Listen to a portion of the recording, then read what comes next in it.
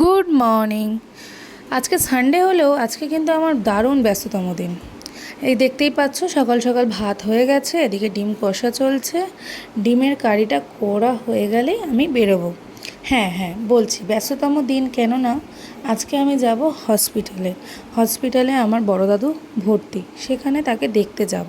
যেহেতু ছুটি পাই না, তো ছোট দাদুর সাথে দেখতে যাব। আমার খরগোশকে ঠিকঠাকভাবে রেখে হাতে সময় নিয়ে বেরিয়ে পড়লাম বাড়ির থেকে। তো চলো যাই। আর যেহেতু বললাম যে বড়দাদুর শরীর ভালো না, তো দেখতে যাব, তো সেখানে হসপিটালের ভেতর তো কোনো ভিডিও করতে দেয়নি। তো এটুকুই আমার দেখা হয়ে গেছে, এখন আমি যাব বাড়ির উদ্দেশ্যে। আর যেহেতু সানডে একজন একজন করে দেখতে দিয়েছে, তো সেক্ষেত্রে আমি দেখে নেমে এসেছি। পরে ছোটো দাদু গেছে, তো ছোটো দাদু দেখে আসলে আমরা বেরিয়ে যাব। তো ভিডিওটা ভালো লাগলে অবশ্যই লাইক, কমেন্ট, সাবস্ক্রাইব করে দিও।